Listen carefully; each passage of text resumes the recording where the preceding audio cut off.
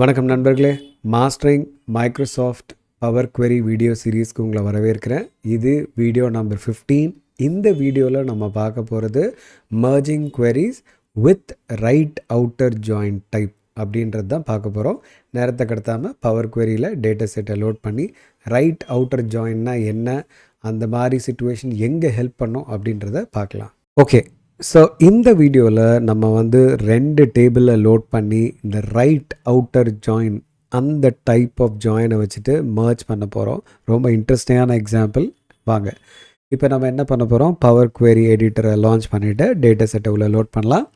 So data டேபில் get டேட்டாக்கு போகிறேன், launch power query editor, power குவெரியில் ஹோம் டேபில் new source file Excel workbook. இதுதான் நம்மளோட டேட்டா செட். செலக்ட் பண்ணுறோம், இம்போர்ட் பண்ணுறோம்.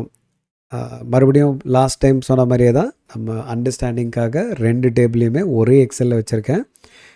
அதை ஆக்டிவேட் பண்ணுறதுக்கு இந்த செலக்ட் மல்டிபிள் ஐட்டம்ஸ் ஆக்டிவேட் பண்ணிடுறேன். ஸோ தட் என்னால் ஒரே டைமில் 2 டேபிளை லோட் பண்ண முடியும். இந்த 2 டேபிளையும் செலக்ட் பண்ணிக்கிட்டேன், ஓகேன்னு கொடுத்துட்டேன். இப்போது அது ஸ்ட்ரெயிட்டாக என்னோட பவர் குவெரிக்கு லோட் ஆகிடும். இது ரெண்டுமே ஒரு ரொம்ப சிம்பிளான எக்ஸல் டேபிள்.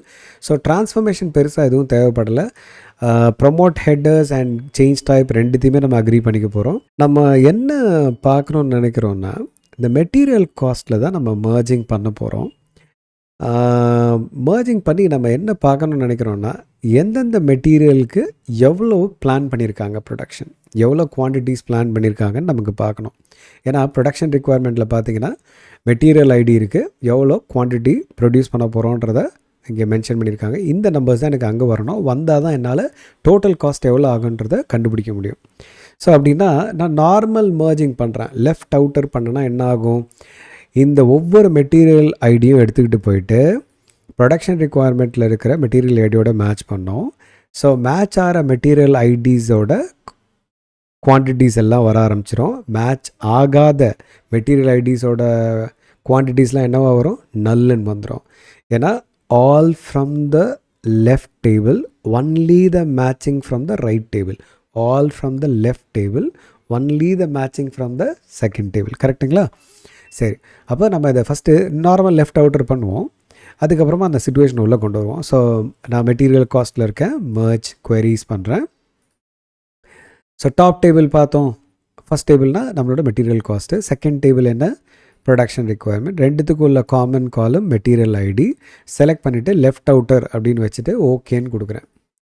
கொடுத்தோடனே நமக்கு இந்த மாதிரி ஃபுல் டேபிளும் அந்த காலம்க்கு வருது. மறுபடியும் என்ன பண்ணுறோம், நம்ம இதில் டீசெலக்ட் பண்ணிவிட்டு material ID required quantity tyre model ஓகேன்னு கொடுத்துட்றேன். இப்போ கவனிச்சிங்கன்னா எனக்கு வந்துட்டு ஆன்சர் வந்திருக்கு.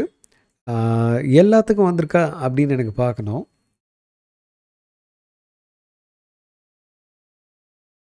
எல்லாத்துக்கும் வந்திருக்கான்னு எனக்கு செக் பண்ணும்போது, நான் ஸ்க்ரால் பண்ணும்போது பார்க்குறேன், எனக்கு எல்லாத்துக்குமே கிடச்சிருக்கான்னு பார்க்குறேன். பட் பார்த்தீங்கன்னா சிலதுக்கு நல்லுன்னு வந்திருக்கு பாருங்கள்.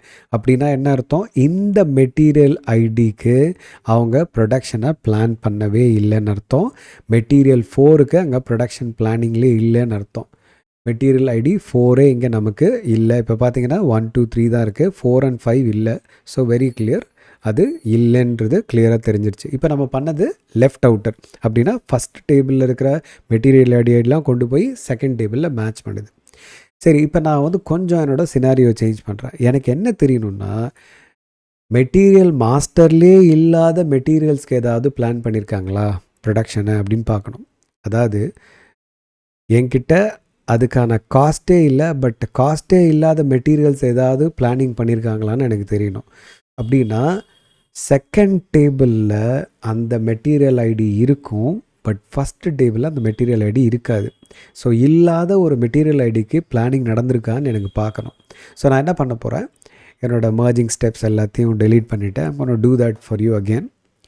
ஸோ இப்போ நான் திருப்பி மர்ஜ் queries பண்ணுறேன். இந்த தடவையும் ஃபஸ்ட் டேபிள் மெட்டீரியல் காஸ்ட்டு தான், second table production requirement, common column material ID, but joint டைப்பை ரைட் அவுட்டர் அப்படின்னு சூஸ் பண்ணுறேன். All from second, matching from the first. இப்போ ஓகேன்னு கொடுக்குறேன். மறுபடியும் டேபிள் வந்திருக்கு, எக்ஸ்பேண்ட் பண்ணுறோம். நமக்கு எல்லாம் வேண்டாம், material ID required quantity tyre model இது மட்டும் வந்தால் போதும். யூஸ் ஒரிஜினல் காலம்ஸை கூட எடுத்துடுறேன் நான். இப்போ பார்த்தீங்கன்னா, இப்போ நான் ஸ்க்ரால் பண்ணேன் அப்படின்னா இங்கே பாருங்கள் ஃபுல்லாகவே அதாவது நம்மளோட எந்த டேபிளில் மெட்டீரியல் கோடுக்கு நல்லுன்னு வந்துருச்சு பாருங்கள். பட் ப்ரொடக்ஷன் ரெக்குவயர்மெண்ட்டில் நல் வரல. அப்படின்னா 97ன்ற மெட்டீரியல் ஐடி எங்கே இல்லை, மெட்டீரியல் காஸ்ட்டில் இல்லை, பட் அதுக்கு பிளானிங் நடந்திருக்கு. ஏன் அது இப்போ இங்கே வந்ததுன்னா, நம்ம ரைட் அவுட்டருக்கு போயிருந்தோம். All from the second table but show me only the matched in the first table. அப்போ ஃபஸ்ட் டேபிளில் 4 and 5 மேட்சிங் கிடையாது. அது இப்போ வரல பாருங்கள். லெஃப்டில் மேட்ச் ஆகிறத மட்டும்தான் காட்டுது. லெஃப்டில் மேட்ச் ஆகாத மெட்டீரியல் ஐடிஸை நமக்கு காட்டலை.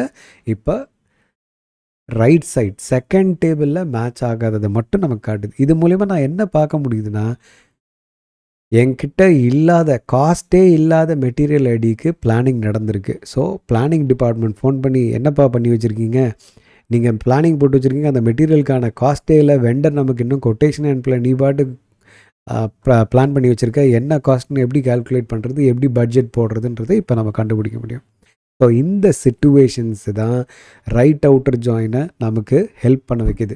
ஸோ நல்லா கவனிச்சிங்கன்னா, நான் வெறும் சிம்பிளாக மர்ஜிங் queryன்னு சொல்லி வீடியோஸை முடிச்சிருந்தேன்னா நீங்கள் லெஃப்ட் அவுட்டரோட அசம்ஷன்லேயே இருந்திருப்பீங்க. பட் ரைட் அவுட்டர் பிஸ்னஸில் சில கான்டெக்ட்ஸில் ரொம்ப கிரிட்டிக்கலான ரோல் ப்ளே பண்ணுது. அதுதான் இப்போ நம்ம பார்த்த எக்ஸாம்பிள். ஓகே, இந்த வீடியோவோட முடிவுக்கு வந்துட்டோம். இந்த வீடியோவில் நம்ம பார்த்தது ரைட் அவுட்டர் ஜாயின். இதுக்கு முன்னாடி வீடியோவில் நம்ம பார்த்தது லெஃப்ட் அவுட்டர் ஜாயின். இன்னும் 4 டைப் ஆஃப் ஜாயின்ஸ் இருக்குது. அதை வரப்போகிற வீடியோஸில் பார்க்க போகிறோம். மறக்காமல் ஃபாலோ பண்ணிக்கோங்க. நம்ம அடுத்த ஜாயின்ட் டைப்பில் மீட் பண்ணலாம். அது வரைக்கும் உங்களிடமிருந்து விடைபெறுவது உங்கள் ஹரிஹரன்.